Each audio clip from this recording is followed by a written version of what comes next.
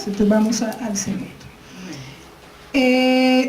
Tenemos aquí en esta factores de desarrollo del lenguaje, pero lo vamos a situar en el aula, porque vemos que estos factores juegan para el desarrollo de los sujetos en todos los ámbitos, pero a nosotros nos interesa en particular el aula, ¿cierto? Nos interesa pensar como profesores lo que ocurre en el aula. En ese caso vamos a mirar dos grandes aspectos que vienen de lo anterior. Viene el primero, que es el papel que juega el lenguaje en la configuración del sujeto discursivo, y ya ahí le empezamos a poner un adjetivo, ¿cierto? No estamos diciendo solamente el sujeto, sino el sujeto discursivo, es decir, el sujeto del lenguaje, el sujeto que puede apropiarse del lenguaje, de sus formas de manifestación, y que puede ser un actor social activo. Ya actores lo implica, estoy haciendo una redundancia, ¿cierto? Que puede ser un actor social que se apropia del mundo y que actúa en el mundo. Eso sería un sujeto discursivo, que puede dar opiniones, que puede interactuar, que comprende, que se desarrolla en distintos contextos sociales. Ese es el sujeto discursivo. Pero recuerden que estamos hablando del aula. En el aula, esa dimensión, esa posibilidad del lenguaje, el papel que juega el lenguaje en el aula, en la configuración del sujeto discursivo, tiene que ver fundamentalmente con la posibilidad de elaboración de conocimiento para ese sujeto. Ustedes habrán escuchado desde la educación que se dice que la escuela es por excelencia, no es el único, pero es por excelencia el espacio de la construcción social del conocimiento, pero sobre todo del conocimiento legitimado, del conocimiento que hemos dicho, ese es el que requiere una comunidad para poder hacer avance en el desarrollo científico, tecnológico, artístico, cultural, para que nuestra comunidad pueda avanzar como comunidad. Entonces hemos elegido unos saberes, unos campos de conocimiento que después los llamamos conocimiento escolar. Entonces, el papel que juega el lenguaje en el aula con relación a este aspecto, a la conformación del sujeto discursivo, es fundamentalmente en la posibilidad de la comprensión y la producción de conocimiento. En ese caso el lenguaje va a ser interdisciplinar y transdisciplinar, es decir, el lenguaje va a estar presente en todos los aspectos de configuración de ese conocimiento. El lenguaje en ese caso lo estamos tomando como discurso, ya les decía por qué, y ahí tenemos una serie de autores que les pueden servir de referencia y que si requieren, pues hacemos ampliaciones a través de más bibliografía, de documentos, en fin. Creo que estos escenarios son ricos para eso, para poder intercambiar y decir, me interesa, sé que eso existe, que ese vínculo se puede hacer, en fin. Otro aspecto, otro factor de desarrollo del lenguaje en el aula sería este segundo, que es el relacionado con los campos de conocimiento escolar. Uno era con el sujeto, este segundo es con los campos de conocimiento escolar. ¿Qué pasa ahí? Los campos de conocimiento escolar, desde el punto de vista del lenguaje, emergen como formas discursivas particulares. Entonces ustedes observan que no es lo mismo el lenguaje de las matemáticas, al lenguaje de las artes, al lenguaje de la biología, al de la filosofía, en fin, a todos los campos de conocimiento. Ustedes ven que los profesores inclusive decimos, si a mí me tocara dar tal clase, sobre todo cuando somos profesores de primaria, pues no me queda muy fácil, ¿cierto? Hay algo que se me dificulta ahí, y en parte es el lenguaje de ese campo de conocimiento, ¿sí? En parte es que ese lenguaje que comporta un saber, para mí no está totalmente elaborado y comprendido, pero en cambio en el que yo me formé es mucho más fácil. No lo domino todo, pero tengo una cierta experticia que me permite tener acceso más fácil a esas formas de discurso de ese campo.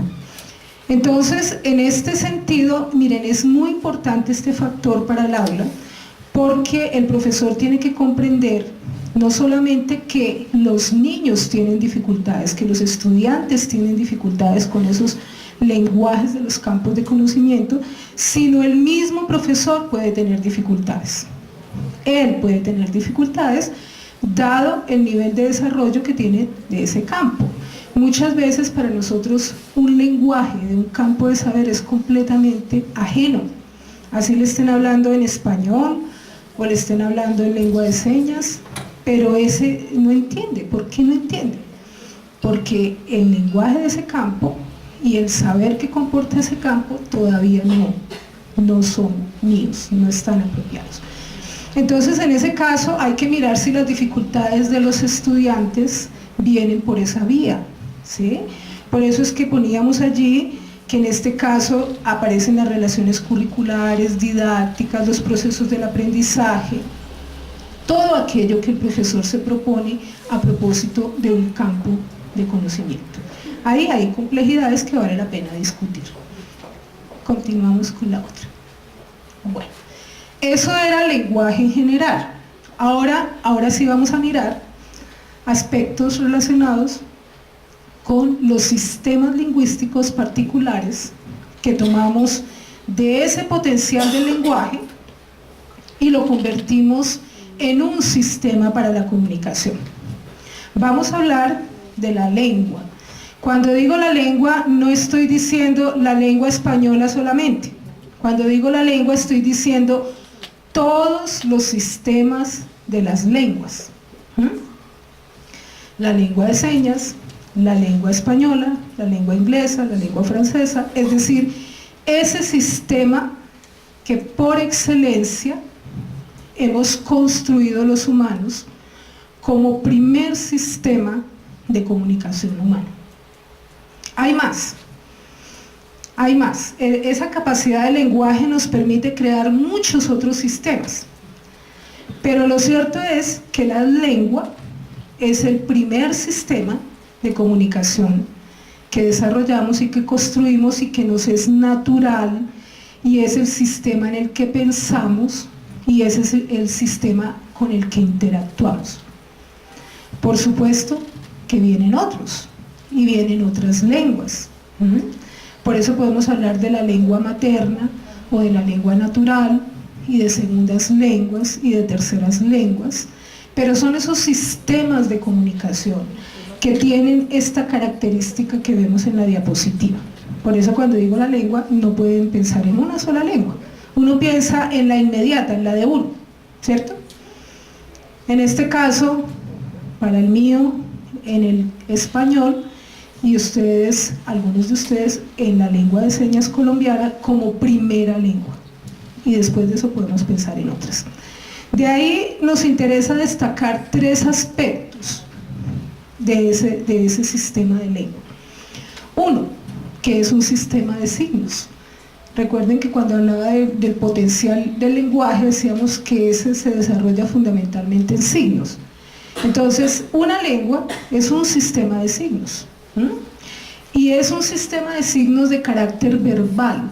Esa verbalidad es lo que lo hace diferente de otros sistemas de comunicación.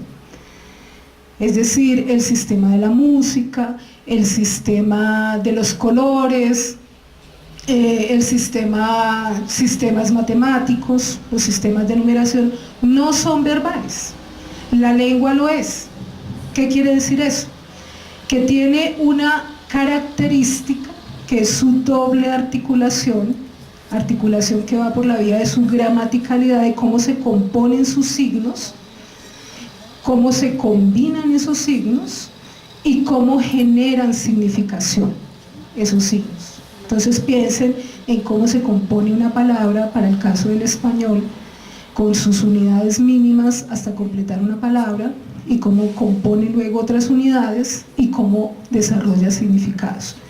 La lengua de señas tendría su correlato con su propia estructura, es decir, cómo componemos significación en la lengua de señas cómo tenemos señas básicas, cómo tenemos señas que se van componiendo y cómo vamos produciendo significación en lengua de señas. Entonces es un sistema de signos que tiene base sonora para el caso de las lenguas orales y tiene base gestual para el caso de las lenguas de señas, ¿cierto? Entonces ahí diferenciamos los tipos de signos, pero ambas tienen signos. Tiene una base gramatical y sintáctica. Todas las lenguas, incluida la lengua de señas, todas tienen base gramatical y sintáctica, es decir, uno puede ver cuáles son sus componentes, los puede estudiar y puede analizar cómo se va componiendo esa lengua. Todos lo hemos hecho, ¿cierto? Con las lenguas unas y otras. Tiene una dimensión, ya aquí en el tercer factor la saco del sistema. Fíjense ese tercer factor, ahí la saco. En los dos primeros la tengo en sistema. En el siguiente factor la saco del sistema y la pongo en la dimensión sociopolítica, es decir, toda lengua tiene esa dimensión. Sociopolítica, social, porque es la que utiliza un grupo sociocultural para interactuar, y política porque se convierte en una perspectiva cultural y ética. Es decir, se convierte en el modo de regular nuestras relaciones sociales. Por eso es política y por eso es ética, porque nos genera nuestras formas de convivencia. Por eso constituye el idioma. Idioma quiere decir ideología encarnada en un sistema.